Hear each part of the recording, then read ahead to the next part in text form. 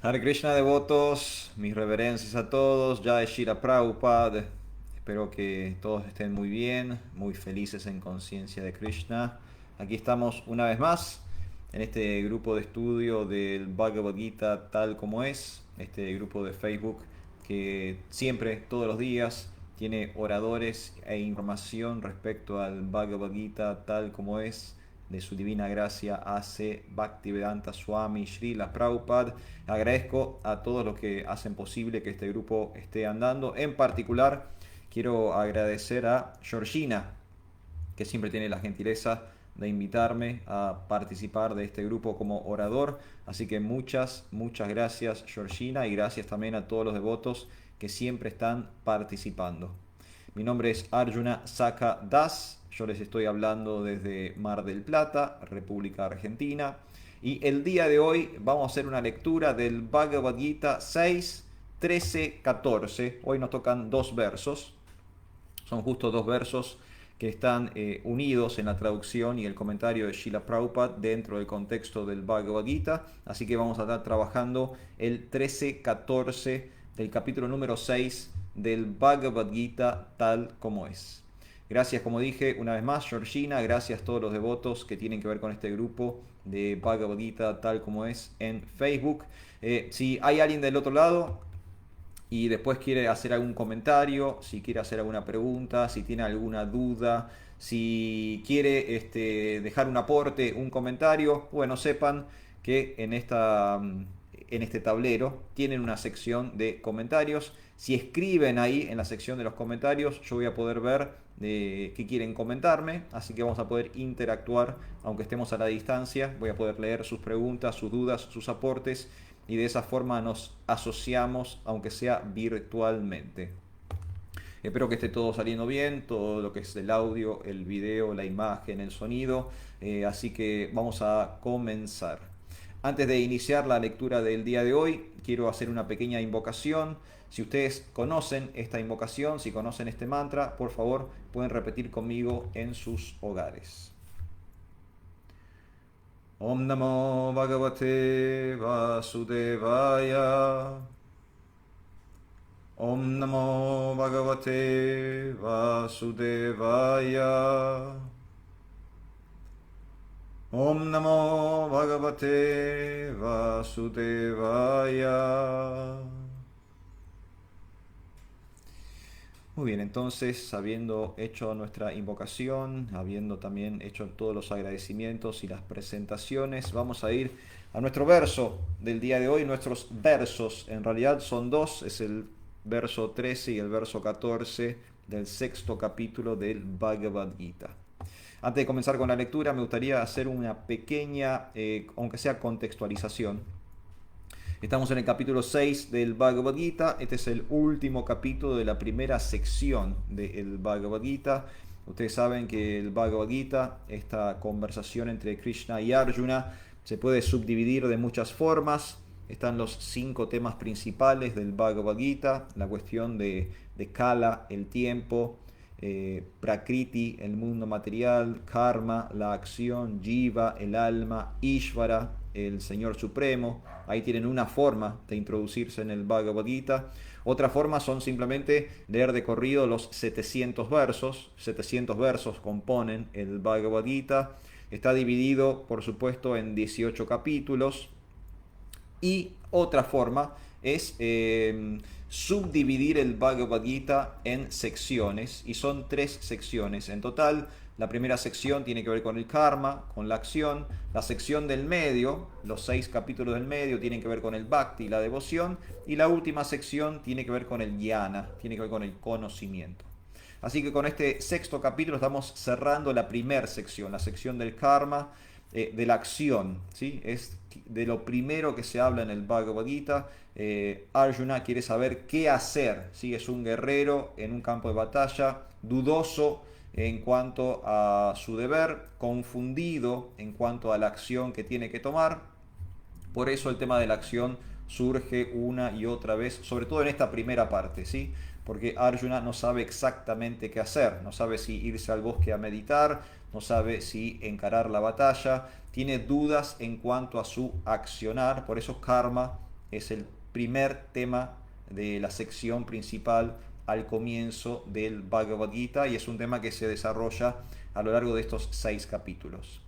Pero este capítulo 6 es una bisagra porque ya el tema del karma en un sentido ya terminó en el capítulo anterior y este sexto capítulo se llama Dhyana Yoga. Dhyana Yoga es el yoga de la meditación. Krishna habla de múltiples yogas a lo largo del Bhagavad Gita, muchísimos yogas, creo que hay como 15 yogas distintos mencionados a lo largo del Bhagavad Gita. Sabemos nosotros, los practicantes del Bhakti, que el Bhagavad Gita en última instancia es un manual de Bhakti Yoga, ¿sí? Aunque Krishna y Arjuna hablan de muchos tipos de yoga, hay un yoga principal, ¿sí? El yoga de la devoción es el más, digamos, fundamental en esta obra. Por eso también el concepto del Bhakti, el tema de la devoción, es la temática central de la sección del medio, de los 6 capítulos del medio del Bhagavad Gita. Es un tema muy importante, hay 6 capítulos dedicados a la devoción, al Bhakti, dentro del contexto del Bhagavad Gita, que en última instancia, como dijimos, es un manual de Bhagavad Gita, es un manual de Bhakti, perdón. El Bhagavad Gita es un manual del Bhakti. Pero son muchos, múltiples yogas, lo que se mencionan, Karma Yoga se menciona en el capítulo 3 y el capítulo 5, Samkhya Yoga también se menciona al comienzo del Bhagavad Gita. Muchos tipos de yoga son hablados en esta conversación sagrada entre Krishna y Arjuna. Y uno de esos tipos de yoga es Dhyana Yoga, que es el tema principal de este sexto capítulo. Dhyana significa meditación, es el yoga de la meditación, el yoga meditativo, del cual nosotros conocemos hoy por hoy como Hatha Yoga. ¿Sí? Es el famoso Hatha Yoga, el yoga más común, más popular en Occidente, el yoga de las asanas, el de las posturas. Podríamos decir que el Hatha Yoga en realidad es una subdivisión o una subcategoría dentro del Dhyana Yoga.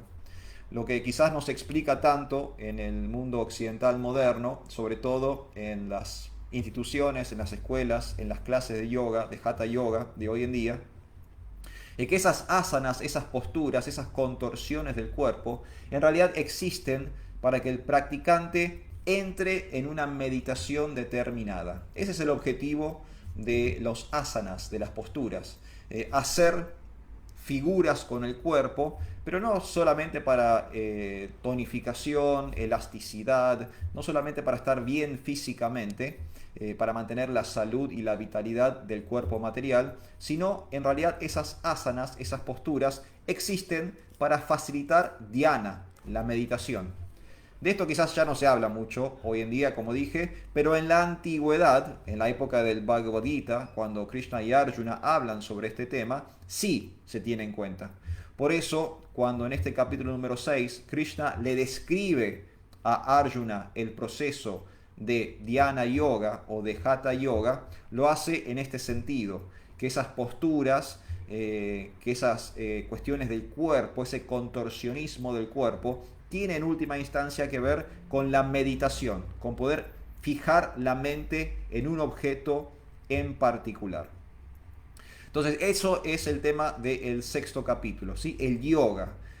Cuando Arjuna tiene sus dudas en el primer capítulo, una de sus propuestas es abandonar el campo de batalla para volverse un yogi, para volverse un meditador. Arjuna es un soldado, es un guerrero, es un luchador, pero ante la duda de si pelear o no pelear, él tiene ganas de dejar de pelear y la propuesta que él le hace a Krishna es: voy a abandonar mi carrera militar y me voy a ir al bosque a ser un yogi, a ser un meditador. En este momento, ahora en el capítulo número 6, Krishna le va a describir lo que él tiene que hacer si es que quiere irse al bosque a meditar, ¿no? Arjuna tiró la propuesta, pero no sabe exactamente lo que él espera si es que quiere vivir como un yogi, como una asceta, como un meditador en el bosque, como un renunciante en el bosque. Entonces Krishna le va a explicar qué implica hacer yoga en este contexto hace 5.000 años atrás, en la India antigua, este sistema de yoga ortodoxo, tradicional, conservador, ¿sí? El sistema de yoga original. Entonces en este sexto capítulo hay una descripción de qué significa hacer yoga en la India hace 5.000 años atrás. Descubrimos que es un yoga muy distinto al que se practica hoy en el mundo moderno. Y otra cosa interesante que descubrimos en el capítulo número 6, bueno, el capítulo 6 es básicamente una especie de ensayo de la psicología del yoga. Vamos a ver en el capítulo número 6 cómo el mundo del yoga comprende la cuestión de la mente, ¿sí? La cuestión psicológica del ser, visto a través del prisma o de la mirada del yoga. Eso es un punto interesante del capítulo número 6. Y otro punto interesante del capítulo número 6 es que Krishna le describe a Arjuna el Ashtanga, el método o el sistema por el cual se tiene que hacer yoga. Este Ashtanga luego es descrito en más detalle en los famosos Yoga Sutras de Patanjali, los Yoga Sutras de Patanjali, ¿sí? Muy famosos en el mundo del yoga, pero los Yoga Sutras en realidad lo que hacen es compilar versos de otros textos, y muchos versos en los Yoga Sutras tienen relación directa con el Bhagavad Gita. Tanto es que es así que en el primer capítulo de los Yoga Sutras hay un texto casi calcado de este sexto capítulo del Bhagavad Gita, ¿sí? Así que bueno, muchas cosas interesantes ocurren con este sexto capítulo del Bhagavad Gita intitulado Dhyana Yoga. Se va a hablar ahora sobre el yoga de la meditación. Voy a contextualizar un poco los versos del día de hoy antes de comenzar a leer. Hoy nos toca el 13 y el 14, pero fíjense lo que dicen los versos anteriores. Los anteriores también, Prabhupada los traduce y los comenta juntos. Voy a ir a la lectura de la traducción de los textos 11 y 12 del sexto capítulo del Bhagavad Gita. Dicen lo siguiente: para practicar yoga, uno debe irse a un lugar apartado, poner hierba kuya en el suelo y luego cubrirla con una piel de venado y una tela suave. Para practicar yoga, uno debe irse a un lugar apartado, poner hierba kuya en el suelo y luego cubrirla con una piel de venado y una tela suave. El asiento no debe ser ni demasiado alto ni demasiado bajo y debe encontrarse en un lugar sagrado. El yogi debe entonces sentarse en él muy firmemente y practicar yoga para purificar el corazón mediante el control de la mente, de los sentidos y de las actividades, y fijando la mente en un punto. O sea, fíjense, esta es la descripción que da Krishna de cómo se tiene que practicar yoga. Acá le está Krishna explicándole a Arjuna cómo tiene que practicar yoga, y fíjense los detalles que aparecen. Hay que irse a un lugar apartado, hay que sentarse sobre hierba kuya, piel de venado, una tela suave, hay que ubicarse en un asiento ni muy alto ni muy bajo, encontrarse ubicado en un lugar sagrado, y hay que purificar el corazón mediante el control de la mente. Esto que hablábamos recién, ¿sí? El yoga tiene que ver específicamente con lo psicológico, ¿sí? Uno practica yoga para controlar la mente y fijar la mente en un punto. Dhyana, otra vez el tema de la meditación, ¿sí? Poder ubicar la mente en un punto específico. Estos son los versos anteriores a los versos que nos tocan el día de hoy, pero ya podemos ver en este contexto cómo Krishna básicamente le está describiendo a Arjuna el antiguo sistema ortodoxo, tradicional, conservador del Hatha Yoga. Hoy en día el yoga no se practica en un lugar apartado. De hecho, la gente practica en las ciudades, no se usa hierba kuya, no se usa piel de venado. Puede ser a una tela, hoy esa tela quizás reemplazada por la famosa yoga mat.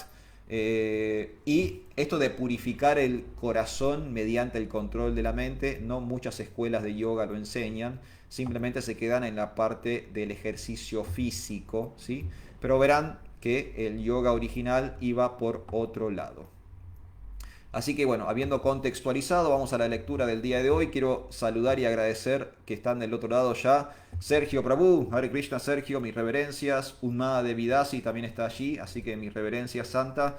Muchas gracias devotos que ya están participando. Recuerden que durante la lectura, si quieren hacer algún aporte, si hay dudas, si hay preguntas, si hay comentarios, pueden escribir directamente en la sección de los comentarios y ahí nos vamos a poder relacionar, aunque sea a la distancia.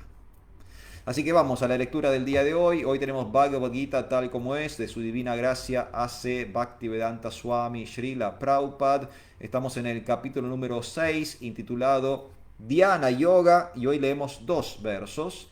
La traducción y el comentario de los versos 13 y 14 del capítulo 6 del Bhagavad Gita. Voy primero con el sánscrito, luego con la traducción al castellano.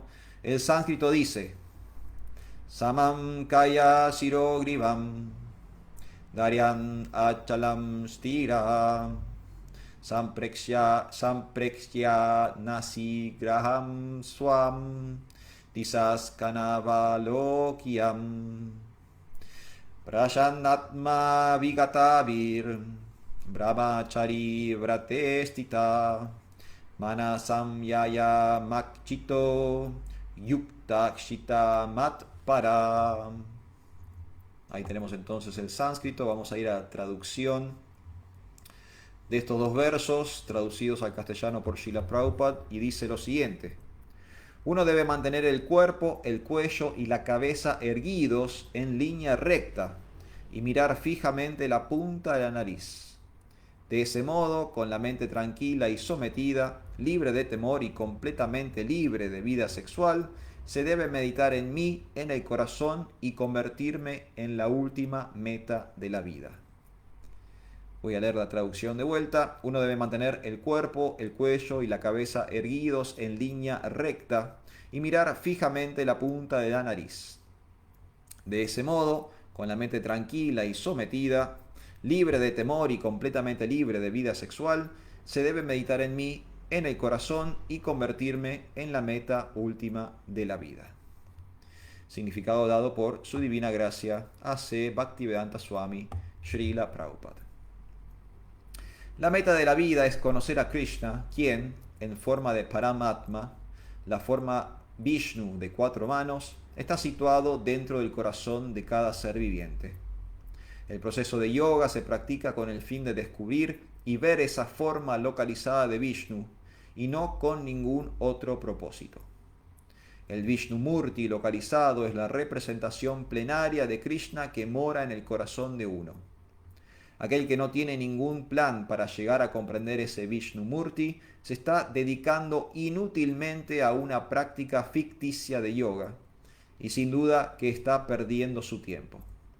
Krishna es la meta última de la vida, y el Vishnu Murti que se encuentra en el corazón de uno es el objeto de la práctica del yoga. Para llegar a comprender ese Vishnu Murti que está en el corazón, hay que observar una total abstinencia de la vida sexual. Por consiguiente, hay que abandonar el hogar y vivir a solas en un lugar apartado, permaneciendo sentado tal como se mencionó antes. Uno no puede disfrutar de vida sexual diariamente en el hogar o en ninguna otra parte y asistir a una supuesta clase de yoga y de ese modo convertirse en un yogi. Uno tiene que practicar el control de la mente y evitar toda clase de complacencia de los sentidos, de los cuales la vida sexual es la principal. En las reglas de celibato escritos por el gran sabio Yajnavalkya se dice: Karmana manasya vacha sarvavastasu sarvata sarvatra maihuna tyago brahmacharyam prakshaksate. El voto de brahmacharya tiene por objeto ayudarlo a uno a abstenerse por completo de la complacencia sexual en pensamientos, palabras y actos en todo momento, bajo todas las circunstancias y en todos los lugares. Nadie puede llevar a cabo una práctica de yoga idónea a través de la complacencia sexual. El proceso de brahmacharya se enseña, pues, desde la infancia, cuando no se tiene conocimiento aún de la vida sexual. A la edad de 5 años, los niños son enviados al Gurukula, o el lugar del maestro espiritual, y el maestro forma a los muchachos en lo referente a la estricta disciplina que se sigue para ser brahmacharis. Sin esa práctica, nadie puede progresar en ningún yoga, ya sea dhyana, jnana o bhakti. Sin embargo, aquel que sigue los reglamentos de la vida de casado y tiene relación sexual únicamente con la esposa, y eso también bajo ciertas regulaciones, recibe también el nombre de brahmachari. Esa clase de casado restringido o casado brahmachari se puede aceptar en la escuela del Bhakti, pero las escuelas de Jnana y Dhyana no admiten ni siquiera a los casados brahmacharis. En esas escuelas se exige una abstinencia total sin ninguna transigencia. En la escuela del Bhakti, al casado brahmachari se le permite una vida sexual controlada, ya que el culto del Bhakti Yoga es tan poderoso que uno pierde automáticamente la atracción sexual por estar ocupado en el servicio superior, el servicio al Señor.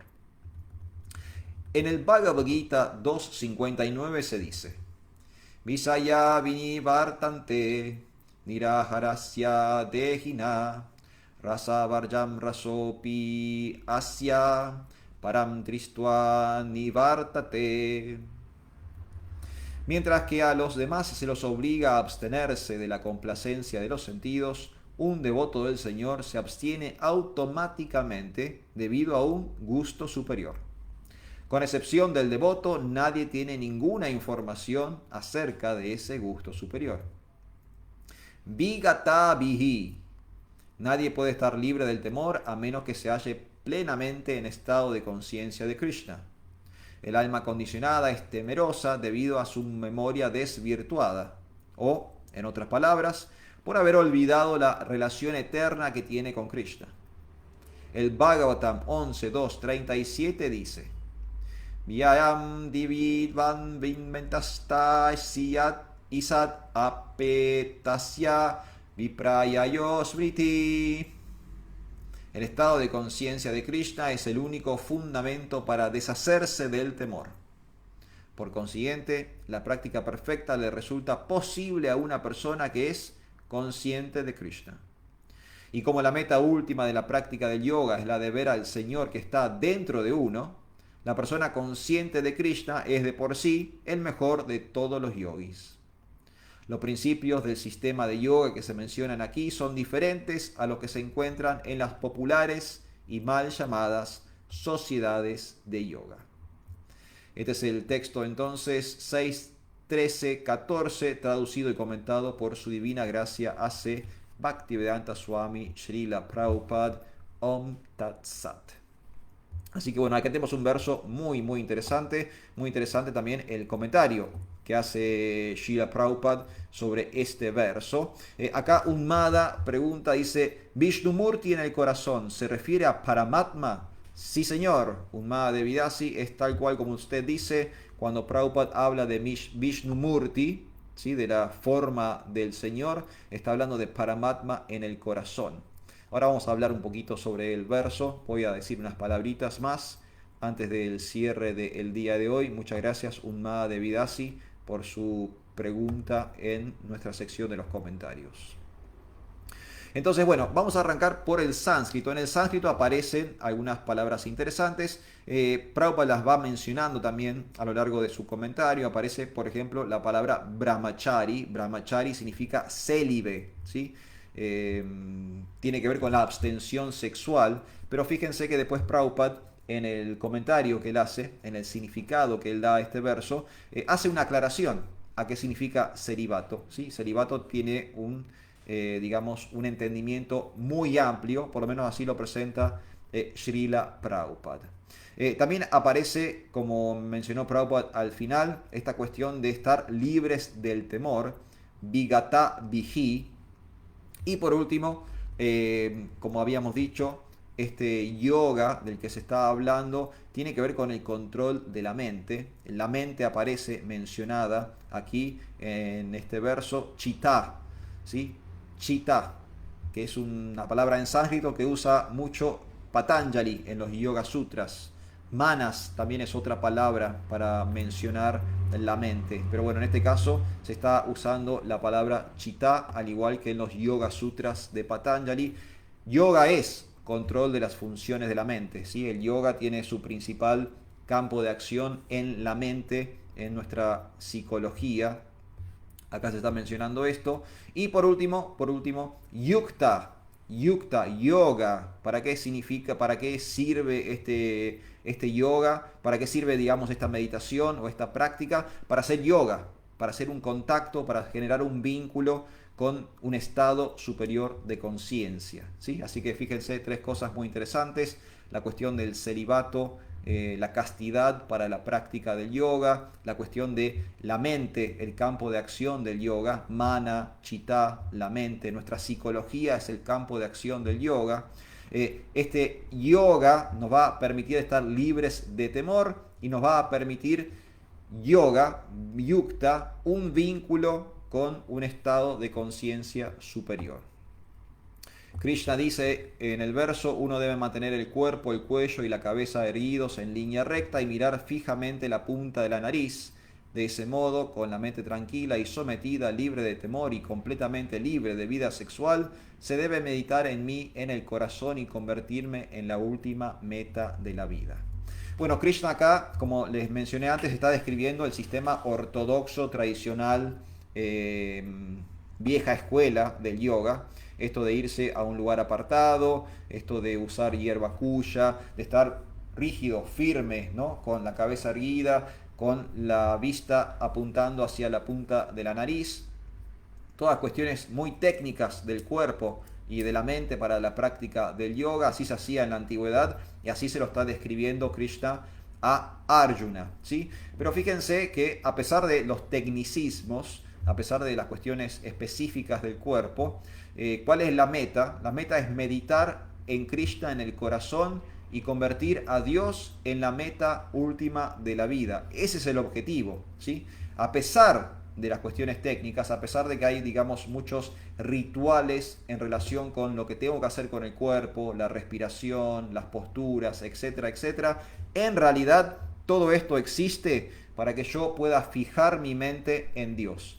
Dhyana, poder meditar en el Ser Supremo. Ese es el objetivo del yoga y de eso va a hablar Prabhupada en el significado. Fíjense cómo arranca Prabhupada su comentario. Él dice: la meta de la vida es conocer a Krishna, quien, en forma de Paramatma, la forma Vishnu de 4 manos, está situado dentro del corazón de cada ser viviente.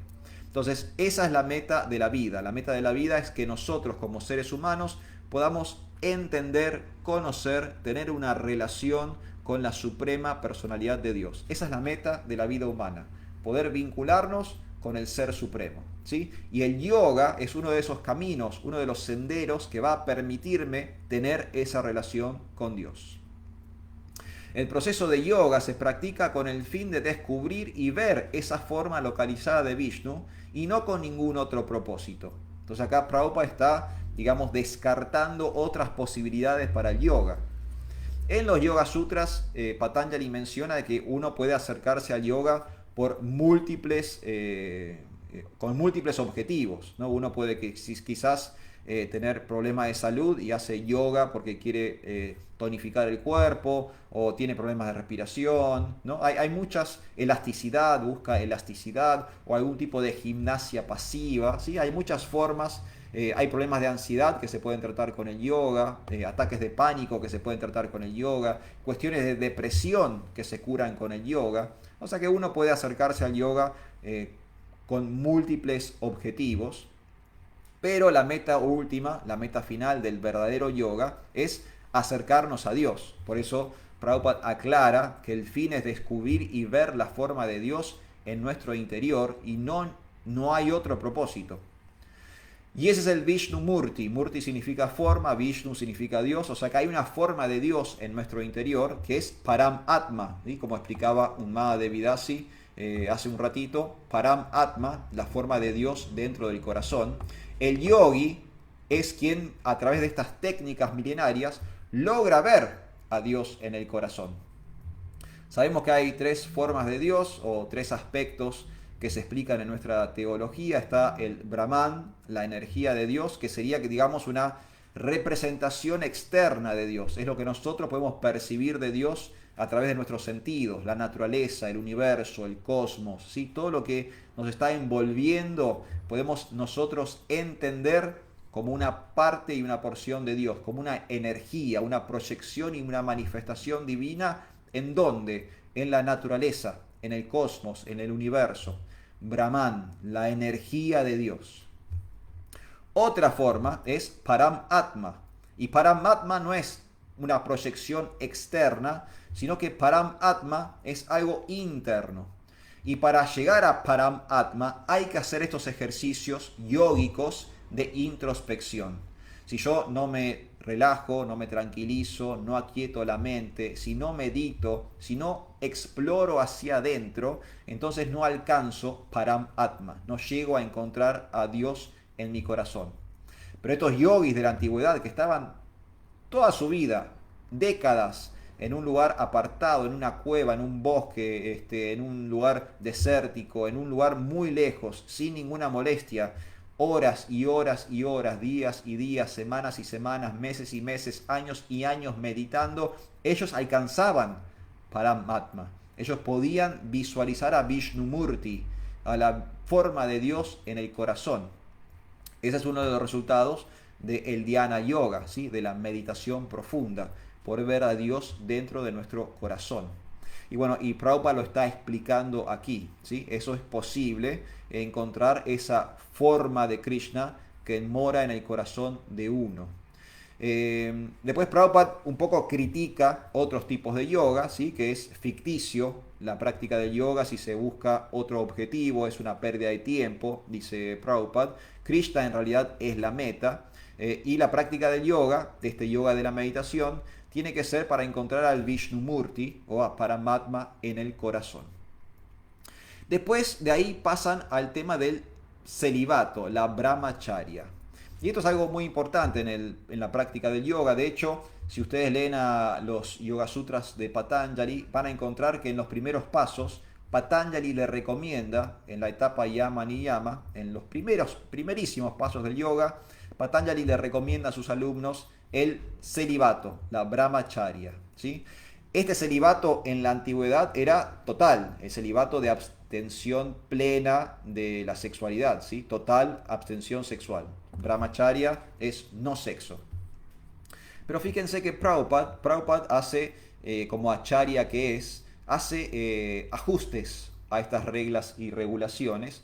Y uno de los ajustes es la cuestión de la vida de casado, ¿sí? Uno entonces tiene la opción de ser un brahmachari, o sea, una persona 100% de abstención sexual, sin ningún tipo de práctica sexual, ¿no? Como sería un monje célibe.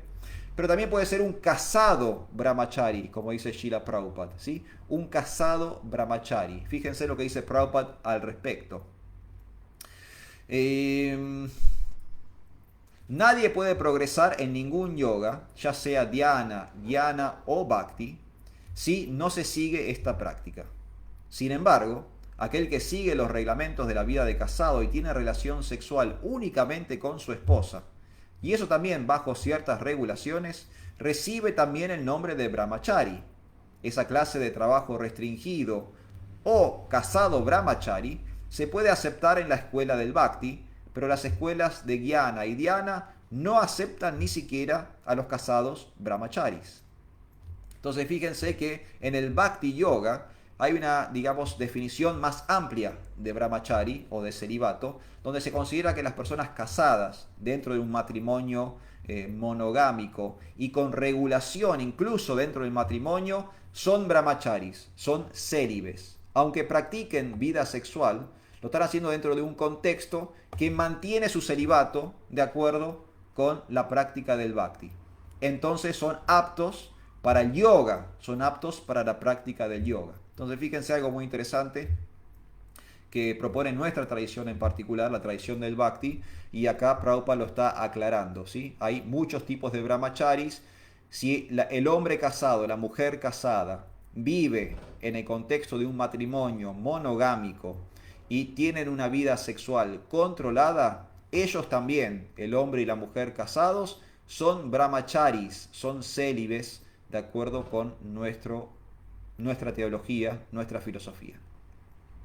Y al final de todo, como decíamos antes, todo existe para poder mantener la meditación fija en el Señor. Esta cuestión del yoga, esta cuestión de controlar la mente, esta cuestión de controlar nuestra sexualidad, controlar la complacencia de los sentidos, tiene como única finalidad poder concentrarnos más y mejor en Krishna, la suprema personalidad de Dios. Ese es el objetivo del yoga. El objetivo del yoga es poder limpiar nuestra mente y limpiar nuestro corazón de forma tal que vamos a poder estar más y mejor relacionados con Krishna mismo, ¿sí? Y ese es el resumen final, ese es el objetivo final de este verso del día de hoy. Muy bien, devotos, nos estamos despidiendo. Muchas gracias Sergio, que está del otro lado. Gracias Unmada de Vidasi. Muchas gracias Georgina, que está ahí también. Muchísimas gracias a todos los que participaron. Si tienen alguna última pregunta, algún último aporte, si quieren hacer algún comentario, aprovechen ahora. Voy a leer una vez más la traducción de Srila Prabhupada y vamos a ir cerrando por el día de hoy. Hoy que tuvimos en el Bhagavad Gita tal como es, capítulo 6, textos 13 y 14. ¿Sí? El capítulo intitulado Dhyana Yoga, los versos 13 y 14 que traducidos al castellano dicen: uno debe mantener el cuerpo, el cuello y la cabeza erguidos en línea recta y mirar fijamente la punta de la nariz. De ese modo, con la mente tranquila y sometida, libre de temor y completamente libre de vida sexual, se debe meditar en mí, en el corazón, y convertirme en la meta última de la vida. Om Tat Sat. Así que muchas gracias, devotos. Hoy hemos tenido un muy lindo verso del Bhagavad Gita. Hemos hablado sobre el verdadero significado del yoga, el verdadero significado de la meditación. Hemos descubierto que podemos ser célibes incluso dentro del matrimonio. Y hemos hablado acerca de cuál es el objetivo de la meditación. El objetivo de la meditación no es solo poner la mente en blanco, no es pensar en nada. El objetivo de la meditación es fijar nuestra mente en los pies del loto de Krishna. Esa es la razón por la cual hacemos yoga. Estamos en este proceso de conexión para poder vincularnos con este estado superior de conciencia que es la suprema personalidad de Dios. Así que muchísimas gracias, devotos. Nos vamos a despedir. Muchas gracias a Unmada de Vidasi, a Sergio, a Georgina. Especialmente muchas gracias a Georgina, que me permite estar aquí en este grupo. Hay muchos excelentes oradores. Sigan apoyando este grupo de Facebook del Bhagavad Gita tal como es. Y nos vemos en el próximo encuentro. Hare Krishna, Hari Bol.